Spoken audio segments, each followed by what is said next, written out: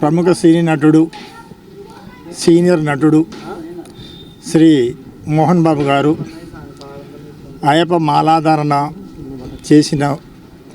ఉన్న ఒక స్వామిపై దాడి చేయడం, మహబూబాద్ పట్టణంలోని జిల్లా వాసులైన మేమందరం కూడా ఇక్కడ 3000 మంది మాలాధారణ ధరించినాం. ఈ 3000 మంది ముక్తఖండంతో ఖండిస్తున్నాం.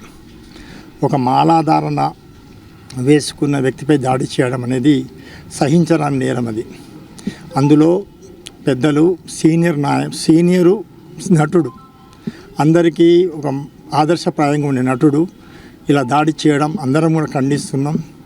వారిని ఇది ఏంటంటే ముక్తఖండం తెలంగాణలో ఉన్న మాలాధారణ వ్యక్తులందరూ కూడా ముక్తఖండంతో ఖండిస్తున్నాం. కాబట్టి ఈ యొక్క ఇంకోసారి మాలాధారణ వ్యక్తిపై చూసి మాట్లాడాలన్నా, వారిపై ఏదైనా చేయాలన్నా అందరికి గుణపాఠం కావాలంటే ఈయన ఇమ్మీడియట్లీ అరెస్ట్ చేయాలి. పెద్దవాడిని చూడకూడదు, సీనియర్ నటుని చూడకూడదు.